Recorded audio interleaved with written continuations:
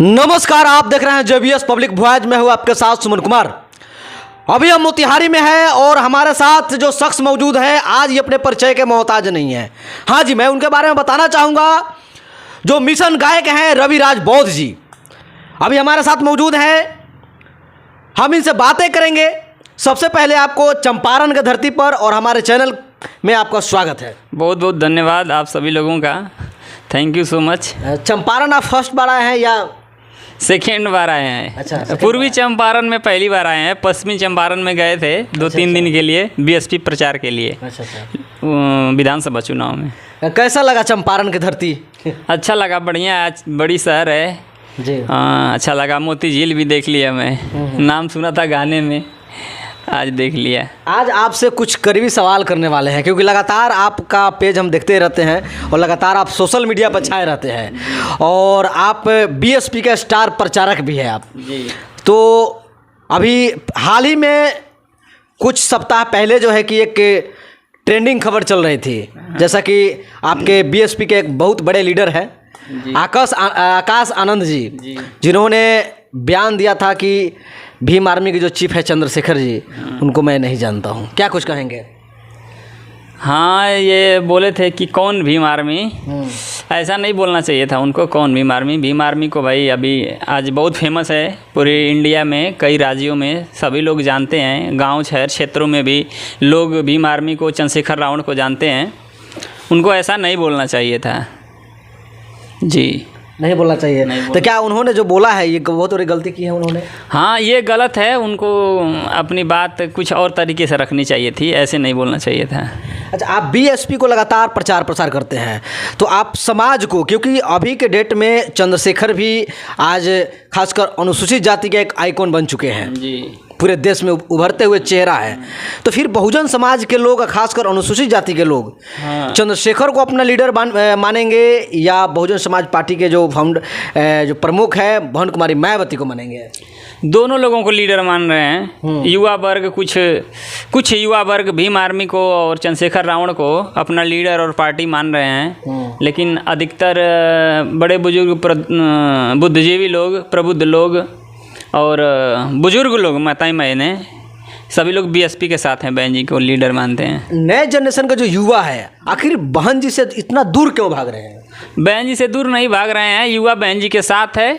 कुछ ऐसे युवा हैं जिनको समझाने की ज़रूरत है कि नहीं, आपका जो हक अधिकार है, संविधान है, बीएसपी सुरक्षित रख सकती है। उनको समझाने की ज़रूरत है। ख़ासतर से 18 के नीचे वाले जो लड़के हैं वही भीम आर्मी से ज़्यादा जुड़े हुए हैं। और एक और सवाल ये है, करीबी सवाल है कि पूरे देश में जहाँ भी कहीं भी अगर किसी गरीब के साथ शोषण अत्याचार होती है तो वहाँ पर आपके बीएसपी के कोई लीडर नहीं पहुँचते हैं, लेकिन भीम आर्मी के सबसे पहले कोई कार्यकर्ता वहाँ जा कर के उनको न्याय दिलवाने का काम करते हैं। तो फिर उस समाज का नेतृत्व करता भीम आर्मी को होना चाहिए, क्योंकि न्याय जब वो दिलवाते हैं, सुख दुख में शामिल वो होते हैं, तो उनको लीडर लोग चंद्रशेखर को मानेंगे या मायावती जी को?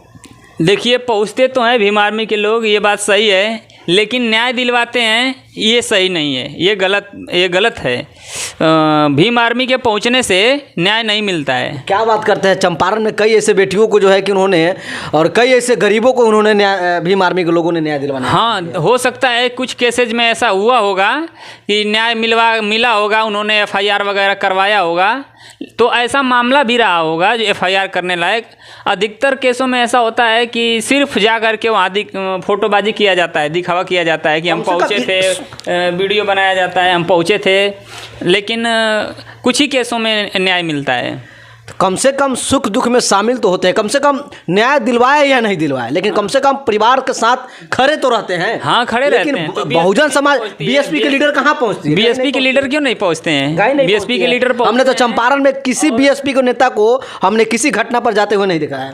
हाँ, हो सकता है, चंपारण की बात तो मुझे नहीं पता, लेकिन मैं अपने यूपी की बात कर रहा हूँ। बीएसपी के नेता पहुँचते हैं और संवैधानिक रूप से अपना प्रार्थना पत्र, जो रिक्वेस्ट है या अपनी मांग है, वो प्रशासन के पास रखते हैं और प्रशासन उसको सुनती भी है, क्योंकि बीएसपी एक नेशनल पार्टी है। लेकिन वहाँ पे ऐसा नहीं होता है लाठी डंडा लेके पहुँच गए, तलवारबाजी करने लगे, रोड जाम करने लगे, थाना जाम करने लगे, ऐसा बीएसपी काम नहीं करती है। अधिकार के लिए तो रोड पर उतरना पड़ेगा ना। हाँ, अधिकार के लिए रोड पर उतरना पड़ेगा, लेकिन उसके भी लिए संविधान में नियम कानून बनाए हैं। जैसे ही मन करे वैसे ही कूद गए, उतर गए जब देखो तब। ऐसे थोड़े होता है। फिर वो तो फिर संविधान का उल्लंघन हो गया ना। फिर हम बाबा साहब को कैसे मानते हैं, संविधान को कैसे मानते हैं? संविधान को मानते हैं तो संविधान के हिसाब से चलिए भी। खासकर बिहार में आज से 10 साल पहले जब हम बैक जाएंगे, 10 साल 15 साल 20 साल जब बैक जाएंगे, तो बिहार में बहुजन समाज जो पार्टी थी कहीं ना कहीं काफ़ी स्ट्रॉन्ग थी। लेकिन जैसे ही भीम आर्मी आई है वैसे वैसे भीम आर्मी आपके बहुजन समाज पार्टी के जो लीडर हैं धीरे धीरे और उनका जो फैन फॉलोअर है धीरे धीरे बैक होते जा रहा है। क्या कारण है इसका? इसका कारण वही है कि भीम आर्मी हर मौके पे पहुंच रही है। इससे लोगों को लगता है कि भीम आर्मी न्याय दिलाएगी, भीम आर्मी हमारे सुख दुख में। मेरे कहने का मतलब है कि गाँव में आप देखते होंगे कि कुछ ऐसे लोग होते हैं जो दिखावा करते हैं कि हम आपके साथ हैं, जबकि कुछ लोग ऐसे होते हैं कि वो दिखावा नहीं करते, आपको सीधे आपके ला करके हाथ में 10,000 5,000 रुपया रख देते हैं कि ये लीजिए आपकी मदद करेगा। वैसा ही बीएसपी को समझ लीजिए। बीएसपी दिखावा नहीं करती, वो सीधे जाएगी तो आपके काम करवाएगी। आपके लिए जो भी उनको थाने में अपनी मांग रखनी होगी, अपने वो कार्यालय, वो क्या बोलते हैं पार्टी का, एप्लीकेशन फॉर्म जो होता है, हाँ। उस पर वो अपना दे देती है। आप एक मिशन गायक भी है, क्योंकि आप बाबा साहब का लगातार जो है कि क्योंकि आज सोशल मीडिया पर बाबा साहब को लाए हैं तो वह है रवि राजभोज जी। क्योंकि जैसे हम अगर सोशल मीडिया पर यूट्यूब खोलते हैं, फेसबुक खोलते हैं, तो अगर बाबा साहब के बारे में कोई अगर सॉन्ग निकलता है तो वह है सबसे पहला, अगर कोई सॉन्ग निकलता है तो रवि राजभोज जी का और प्रीति भोज जी का आता है। तो हम चाहेंगे कि जो भी हमारे दर्शक देख रहे हैं एक सुनहरे से आवाज़ में अपने जो है कि एक बाबा साहब के लिए एक सॉन्ग जो है कि थोड़ा सा गाकर हमारे दर्शकों को थोड़ा सा मनोरंजन कराएं। देखिए, मनोरंजन के लिए तो मैं गाता नहीं हूँ, लेकिन मनोरंजन डालता हूँ जरूर गाने में। एक बार हमारे यहाँ सुल्तानपुर में माननीय कांसीराम साहब का कार्यक्रम लगा था, बहुत बड़ा कार्यक्रम लगा था। तो कांसीराम साहब जब आए 3-4 बजे के करीब में, मुख्य अतिथि थे, कार्यक्रम में पहुँचे तो देखे बहुत भीड़ कम थी, कुछ ही लोग थे। तो उन्होंने पूछा अपने कार्यकर्ताओं से कि भाई क्या बात है, भीड़ क्यों नहीं है, पब्लिक कहाँ चली गई? तो कार्यकर्ताओं ने निराश होते हुए कहा कि साहब क्या बताएं, गांव में नौटंकी आ गई है, सभी लोग चले गए नाच देखने के लिए। तो कांसीराम साहब सोचे कि अच्छा, नाच नौटंकी का इतना महत्व है, लोग हमारे इतना पसंद करते हैं नाच नौटंकी को। तो उस दिन से कांसीराम साहब अपने प्रोग्राम में खजड़ी बजाने वाले को, हारमोनियम बजाने वाले को, ढोलक बजाने वाले को, गाने वाले को लेके चलने लगे कि ये गाएंगे मिशन का गाना और लोग आकर्षित होंगे, हमारे भीड़ रहेगी। तो इसीलिए मैं मनोरंजन की दृष्टि से नहीं, जागरूकता की दृष्टि से गाता हूँ। मनोरंजन इसमें इसलिए डाला जाता है ताकि हमारी पब्लिक हमारे प्रोग्राम में टिकी रहे और हमारे जो वक्ता हैं, जो मिशन को समझाने वाले लोग हैं, वो अपनी बात को रख सकें। क्योंकि आप देखेंगे कोई भी टीचर अगर खूब अच्छे तरीके से सीरियस पढ़ा रहा है तो बच्चे सोने लगते हैं, उसी में नींद आने लगती है। लेकिन खान सर के प्रांगण में उनके जो भी रूम है, हॉल है, उसमें कोई नहीं सोएगा, क्योंकि वो हंसा के पढ़ाते हैं। गणित का टीचर हंसा के पढ़ाता है क्योंकि बच्चों के दिमाग में अच्छे से समझ में भी आए और किसी को नींद ना आए। वैसे ही मनोरंजन का हम लोग प्रयोग करते हैं कि बाबा साहब के जो विचार हैं, हमें क्या करना है, वो सारी बातें लोगों के पास पहुंच जाएं और किसी को वो भी ना लगे, मनोरंजन भी हो जाए सबका। जी, एक थोड़ा सा सॉन्ग हम चाहेंगे कि गाने तो बहुत सारे हैं, जो आपका सबसे बढ़िया गाना हो, जो मनोरंजन, जो हमारे दर्शकों को मन मोह ले। गाने तो मेरे सभी बढ़िया हैं, बैक टू बैक मैंने मिलियन हिट दिए समाज में, तो सभी लोगों को पसंद आते हैं। तो 1-2 गाना आपको मैं सुना दे रहा हूँ। लड़ाई बाबा भीम जी लड़े है, लड़ाई बाबा भीम जी लड़े, सारे शोषितों के हक की लड़ाई, लड़ाई बाबा भीम जी लड़े। पशु जैसा जीवन था गुलामी हम करते, शुद्ध भोजन जल बिना पल पल मरते, वो उनकी देन है आज कर रहे पढ़ाई, लड़ाई बाबा भीम जी लड़े, सारे शोषितों के हक की लड़ाई, लड़ाई बाबा भीम जी लड़े। इसलिए मेरी इच्छा है, कहना है, गाने के माध्यम से मैंने व्यक्त किया था। रही जबुले धरती सूरज चांद गगनवाए भैया, उन्होंने जो काम कर दिया समाज के लिए, देश के लिए।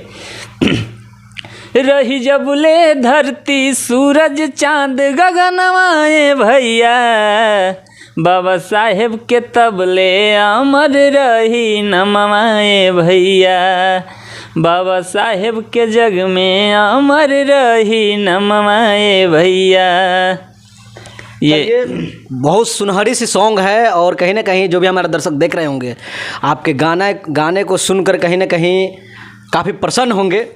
और हमारे बगल में BSTV 24 के पत्रकार हैं बाबूलाल कुमार जी, ये भी चाहेंगे कि आपसे एक दो सवाल करें।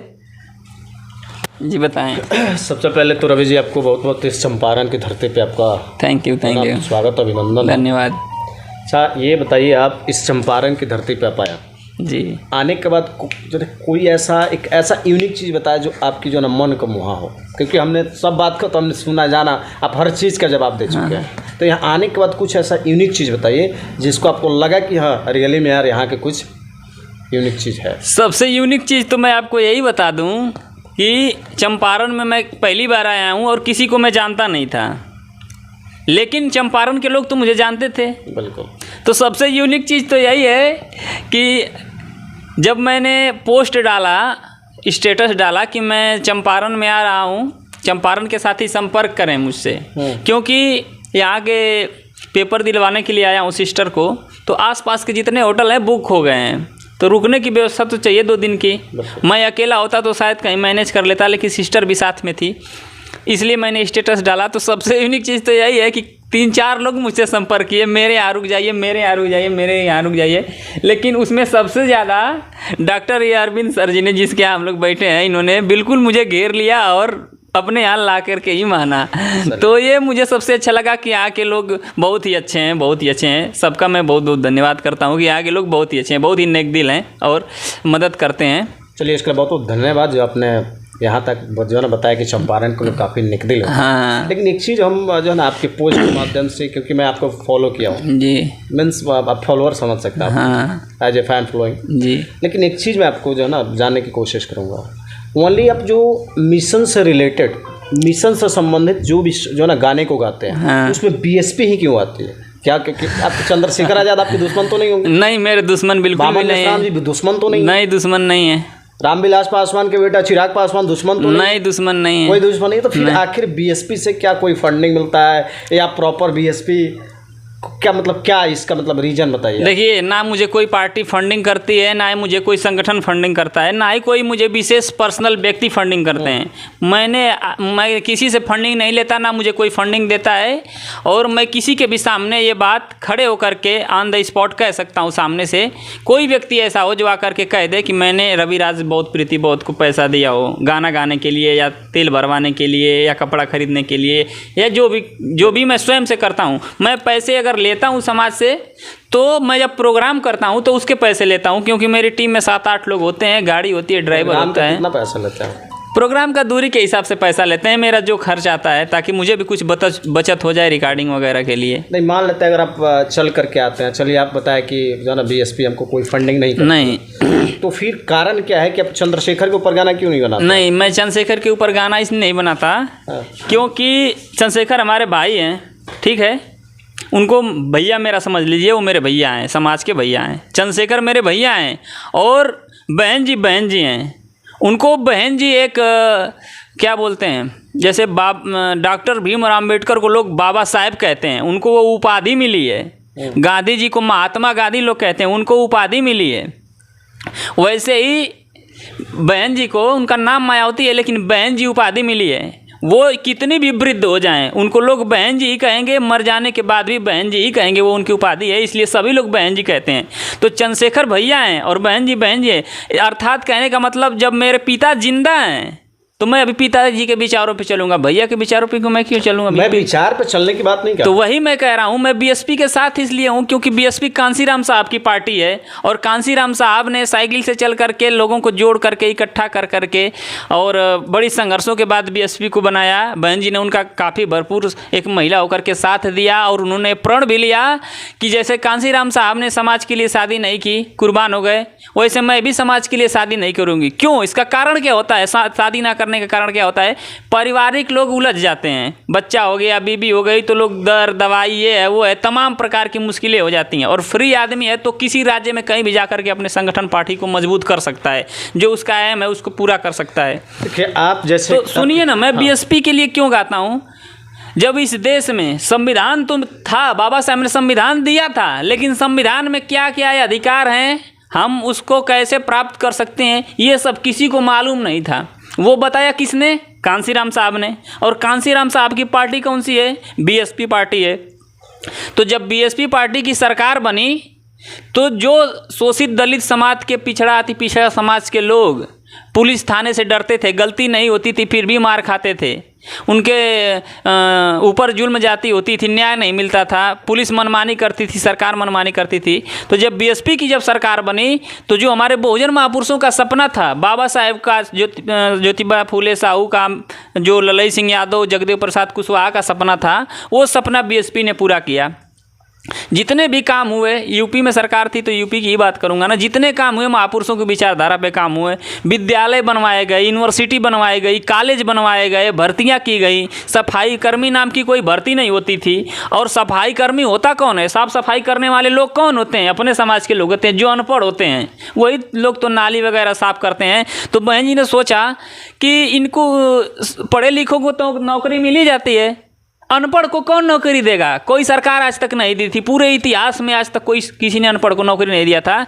बहन जी ने क्या किया? उनके लिए 1,0848 भर्ती बनाया, नया आयोग बना करके सफाई कर्मी का। आज वो लोग 35-36 हज़ार रुपया कमा रहे हैं। वो 1,08,848 लोग कौन हैं? SC ST OBC के ही तो लोग होंगे ना। तो उन्होंने ज़मीन दी, ज़मीन अपने पास नहीं होता था, पहले ही छीन लिया गया था, सब बुलवा लिया गया था लाठी डंडे के दम पे। तो ज़मीन नहीं थी तो उन्होंने ज़मीन दिया। जब उनकी सरकार आई तो ज़मीन दिया कि चलो इनको ज़मीन बांटो। तो लाखों एकड़ ज़मीन बांटे गए। किसको बांटा गया? SC ST OBC को बांटा गया। तो लाखों एकड़ ज़मीन बांटा गया। आज वो लोग कुछ फसल उगा करके खा रहे हैं। ज़मीन बांटा गया, आवास बनवाए गए, माया आवास कांसीराम नाम से आवास, लाखों घर दिए गए। यूनिवर्सिटी, बड़ी बड़ी यूनिवर्सिटी बनाई गई, 4-5 यूनिवर्सिटियाँ बनाई गई। एक मुसलमान के लिए, एक डॉक्टर शकुंतला मिश्रा विकलांग विश्वविद्यालय विकलांगों के लिए, और एक गौतम बुद्ध यूनिवर्सिटी नोएडा में, और एक छत्रपति साहू यूनिवर्सिटी यहाँ पे कानपुर में। तो ये बताइए, बच्चियों के लिए साइकिल और 25,000 रुपया, छोटी बच्चियों के लिए जो पैदा हुई थी उनको कन्या विद्या धन, ताकि वो बड़ी हो तो पढ़ाई कर सकें या शादी हो सके उनकी 18 साल की हो। तो ऐसी ऐसी योजनाएं हम जो ना, आप प्रॉपर, हम आपका कहना क्या है, मैं बहुत बारीकी से समझ रहा हूँ कि जो ये बताइए, आप ये बताइए, मैं उसी आपका जवाब दे रहा हूँ। जवाब लंबा इसलिए हो रहा है क्योंकि काम बड़ा है बीएसपी का। जब बताइए इतने सारे काम बीएसपी का ये शोषित वंचित समाजों के हक में किया गया हो, और मैं खुद जब शोषित वंचित SC ST OBC के लोगों को जब खुल के जीना सिखाया, जा कर के जो पुलिस, जो दरोगा कभी इनकी सुनता नहीं था अत्याचार होने पर, वो किसी के अत्याचार हो जाता था तो घर जा कर के थाना वो रिपोर्ट लिखता था दरोगा। ऐसा माहौल था। गुंडे माफिया जेल में चले गए, बड़े से बड़े गुंडे माफिया जेल में चले गए। तो जब इतना काम बीएसपी ने किया, हम शान से जीना बीएसपी की वजह से सीखे, तो हम चंद्रशेखर को भी सपोर्ट क्यों करें? तो आपके नज़र में क्या लगता है कि अगर इतना जो बीएसपी, कोई दिक्कत नहीं है, मुझे पता है, बहुत बढ़िया से जानता है बीएसपी उत्तर प्रदेश में जो 4 बार की जो है ना मुख्यमंत्री रहे बहन जी, बहुत ही अच्छा काम किया। लेकिन आज के डेट में जो चंद्रशेखर रावण, जो पूरे, मुझे लगता है कि पूरे भारत में जितना भी शिक्षित लोग हैं, कोई शक नहीं बहन जी को जानती है, सभी लोग जानते हैं। लेकिन आज के डेट में पूरे भारत में मुझे जहाँ तक लग रहा है, जो यूथ आइकॉन के तौर पे बहन जी का मैं सम्मान करता हूँ जी, यूथ आइकॉन के तौर पे जितना चंद्रशेखर को जान रहा है जो ग्राउंड स्तर का बच्चा, तो उतना बहन जी को तो नहीं जान रहा है। इसका तो अच्छा, एक बात बताइए सर जी, का एक सवाल अधूरा, मेरा उत्तर अधूरा रह गया था। मैं उस समय उत्तर नहीं देना उचित समझा, लेकिन अभी मैं उत्तर दे रहा हूँ कि आकाश आनंद ने ऐसा कहा कि कौन कौन भीम आर्मी? मैं किसी ऐसे छोटे मोटे लोग को नहीं जानता, मेरे लिए जनता ही सब कुछ है। ये बोला था ना, ये स्टेटमेंट था जो वायरल हुआ कि ऐसा नहीं बोलना चाहिए था। मैं भी कह रहा हूँ ऐसा नहीं बोलना चाहिए था, लेकिन आकाश आनंद जी को ऐसा बोलना चाहिए था कि हाँ मैं जानता हूँ चंद्रशेखर रावण को। वही चंद्रशेखर रावण ना जो टाइम्स ऑफ इंडिया में उनको फ्रंट पेज पे छपे थे। ये गर्व की बात थी युवाओं के लिए ना, दलित समाज के युवाओं के लिए गर्व की बात थी कि अपने किसी भाई का उस पर छपा है उतने बड़े मैगजीन पे, और इतना सम्मान वाला व्यक्ति एक सीट के लिए रो दिया। उसी चंद्रशेखर रावण की बात कर रहे हैं, ऐसा उनको बोलना चाहिए था। उसी चंद्रशेखर रावण की बात कर रहे हैं जो संविधान विरोधी है, बदलने की बात करता है, जा कर के तेलंगाना में केसीआर से हाथ मिलाया, उसी की बात कर रहे हैं आप। उसी की बात कर रहे हैं जो अखिलेश यादव उनके बगल में बैठे थे और बहन जी की बुराई कर रहे थे और चंद्रशेखर रावण हंस रहे थे। उसी चंद्रशेखर रावण की बात कर रहे हैं, ऐसा जवाब देना चाहिए था। एक सीट के लिए नेशनल टीवी पे रो करके नाक कटा दिए युवाओं की, उसी चंद्रशेखर रावण की बात कर रहे हैं। उनको मैं जानता हूँ जो नाक कटा दिए थे, ऐसा जवाब देना चाहिए था। हमने जो टीवी पे जो रोने की बात है बड़ी ट्रेंडिंग में, जितने बीएसपी के लोग हैं क्यों नहीं एक्चुअली अगर आप कांसीराम को मानते हैं, अगर आप कांसीराम के अनुयायी हैं तो आपके अंदर स्वाभिमान होना चाहिए। मेरे अंदर स्वाभिमान है, मैं गर्व से कहता हूँ मेरे अंदर स्वाभिमान है। मैं किसी के सामने ऐसे झुकने वाला नहीं हूँ। आप क्यों रोने की बात करिए, सरासर गलत है, क्योंकि जितने भी बसपाई लोग हैं, चाहे भाजपाई हो सपाई हो, जितने भी लोग आज के डेट में ये बोल रहे हैं कि चंद्रशेखर जो ना टीवी पे आकर रोया था, ये सरासर गलत। हमने देखा था उस स्टेटमेंट। आप देखे नहीं थे, रो रहे थे तो? अरे हम देख, वही चीज मैं आपको बता रहा हूँ। वहाँ पे क्या था कि उस लाइव डिबेट में राजभर ओम प्रकाश राजभर चंद्रशेखर आजाद जी थे, उन्होंने एक चीज बताया, ठीक है, ऐसा नहीं है बहन जी से मिलने की जो ना चंद्रशेखर जी, ऐसा नहीं की कोशिश उन्होंने नहीं किया, नहीं किया है। मैं प्रूफ कर दूंगा नहीं किया है। नहीं, लेकिन जहाँ तक चंद्रशेखर जी खुद बोलते हैं, वो बोलने से होगा? ऐसे तो बोलते हैं कि बीएसपी भाजपा की बी टीम है, तो प्रूफ करो। चाहे बीएसपी वाले कहते हैं कि चंद्रशेखर रावण भाजपा के बी टीम है, तो मैं बीएसपी वालों से ही पूछ रहा हूँ कि प्रूफ करो, प्रूफ करो भाई। मैं उनसे भी सवाल कर रहा हूँ, प्रूफ करो कि चंद्रशेखर रावण बेटी में। हम आपको बताना चाहेंगे जो आप बराबर आप ही के द्वारा नहीं, जितने भी बसपाई हैं या सपाई हैं भाजपाई हैं, जो बोलते हैं कि जो है ना अखिलेश यादव के सामने जो ना 2 सीट के लिए गिड़गिड़ाने लगे। लेकिन हकीकत उस जो ना उस डिबेट को थोड़ा गौर से देखिएगा तो वहाँ पे वो बात वहाँ पे वो निकल कर नहीं आ रही थे। यहाँ पे जब डिबेट में ओम प्रकाश राजभर जी थे तो उन्होंने कहा मैं बड़े भाई सम्मान आपका इज्जत करता हूँ, लेकिन अगर वो जो ना उन्होंने बताया कि बहन जी के जो ना साथ अगर हम जाना चाहते हैं, हम कोशिश किए, वो जो ना मुझे ऐसा इंडिकेट नहीं की जिससे मुझे ऐसा लगा कि हाँ वो जो है ना सपा में आना चाहिए। सपा में आने के बाद भी अगर मेरा इस तरह से अगर मेरे मान सम्मान स्वाभिमान के साथ ठेस पहुँचाया जा रहा है। एक बात बताइए, अब आपके सवाल पे आता हूँ। जो आपने कहा कि यूथ चंद्रशेखर रावण के साथ है, और वाकई में चंद्रशेखर रावण की रैलियों में बहुत बड़ी बड़ी भीड़ें होती हैं, लेकिन मैं ये कह रहा हूँ कि भीड़ इतनी होती है तो वोट बैंक उनके पास क्यों नहीं है? अखिलेश यादव आखिर क्यों उनको 2 सीट नहीं दे पाए? 2 ही सीट तो मांग रहे थे चंद्रशेखर रावण, क्यों नहीं अखिलेश यादव दिए? क्यों नहीं दिए? क्योंकि अखिलेश यादव को पता है कि भले ही इनके पास लाखों की भीड़ है, इनके रैलियों में होती है, लेकिन वोटर वो बीएसपी के होते हैं। 80% वोटर बीएसपी के होते हैं, इसलिए उन्होंने सीट दे दी कि कोई फ़ायदा नहीं है सीट देने का। अच्छा, अब क्या लगता है? और अभी भी वही है। मैं आपको बता दूं, चंद्रशेखर रावण जब गोरखपुर से लड़े थे योगी के खिलाफ, तो चंद्रशेखर रावण से ज़्यादा वोट बीएसपी के कैंडिडेट को मिला था, जिसको कोई नहीं जानता है कैंडिडेट को, और चंद्रशेखर रावण को आप ही कह रहे हैं कि भारत जानता है। फिर आप सोचिए, चंद्रशेखर रावण स्वयं बीएसपी के कैंडिडेट से कम वोट पाए थे। तो कहीं ना कहीं ये चीज़ देखिए, आपस में कटाक्ष करने की ज़रूरत नहीं। युवा सिर्फ इसलिए उनके साथ है कि वो कहीं भी बहन बेटियों के साथ गलत होता है, किसी के साथ गलत होता है तो पहुंचते हैं प्रशासन से अपनी मांग रखने के लिए। युवा इसलिए साथ है, लेकिन उसमें से 80% वोटर बीएसपी के हैं। वोट देने की बात आती है, मैं कितने भीम आर्मी के लोगों को ऐसे पूछा हूँ, बताए हैं कि मैं वोटर बीएसपी का हूँ, भले ही मैं भीम आर्मी का। उत्तर प्रदेश विधानसभा चुनाव हुआ है, 2 साल के आसपास हुआ ही होगा जी। क्या मतलब कारण, क्या कमी रहा कि बीएसपी पूरी तरीके से सफाया हो गई? जो 4 बार सत्ता में रही, जो एक विधायक बनता है, तो बहुत शर्मनाक बात है। इससे क्या आपको लगता है? शर्मनाक बात नहीं है, इसका कारण मुख्य कारण मैं 2-3 पॉइंट्स आपको बता दूं कि बीएसपी क्यों एक सीट पे आ गई है। बीएसपी का वोट है 23%, बीएसपी का वोट है 23%, वो आ गया है 12-13% पे। इसका मुख्य कारण ये रहा है, बीएसपी का हर एक प्रत्याशी 15,000, 8,000, 10,000 वोट से हार गया है। समझ रहे हैं बात?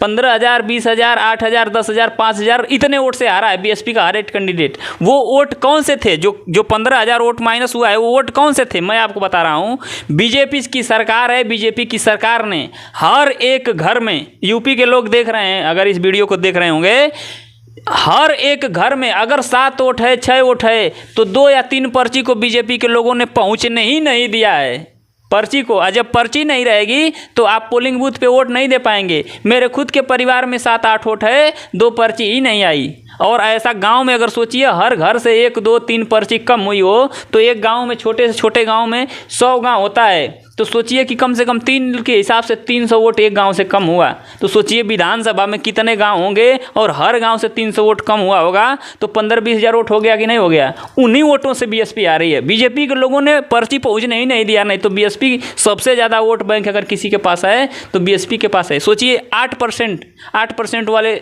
समाजवादी पार्टी